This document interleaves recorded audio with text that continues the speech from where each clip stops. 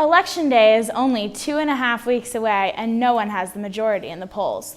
One reason, Democrat Terry McAuliffe and Republican Ken Cuccinelli each have high negatives. Another reason, Libertarian candidate Robert Sarvis.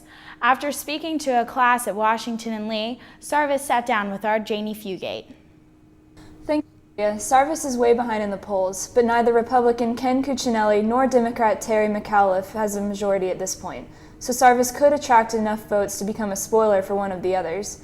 He says Virginians are open to the Libertarian platform. We're polling anywhere between 9 and 12%. I think it's a vindication of our campaign strategy, which is to get our message out to as many Virginians as possible.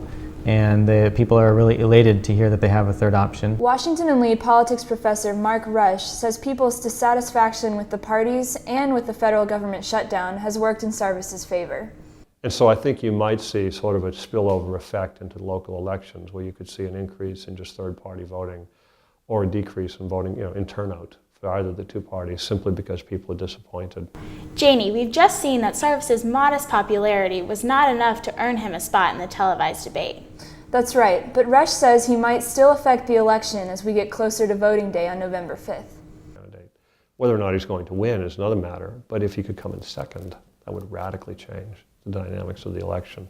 And also cast whoever wins the governor's race in a peculiar light, because right now it looks for sure that whoever wins the race won't get a majority of the vote. They'll get a plurality. Janie, what do you see as Sarvis's big selling point? He really emphasized freedom and the rule of law, as he put it. But Rush says the problem is not that philosophy, but trying to implement it.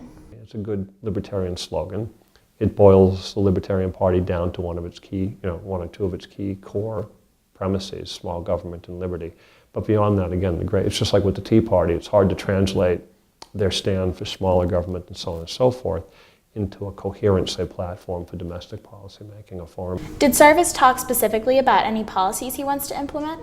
Libertarians are known to advocate the legalization of marijuana, and Sarvis is no exception. I would like to focus on legalizing marijuana for the purpose of reducing the social pathologies that come from our prohibitionist mentality.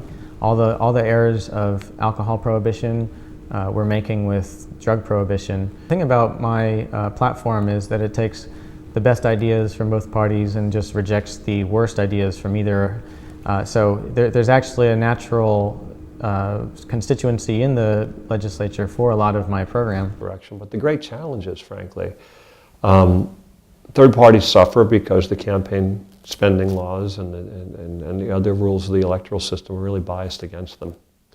And so long as they are cast as spoilers who really can't win but can only cause one of the other parties to lose, they aren't going to get much support. Well, Sarvis is certainly someone we will continue to watch as the election campaign unfolds. Thanks, Janie.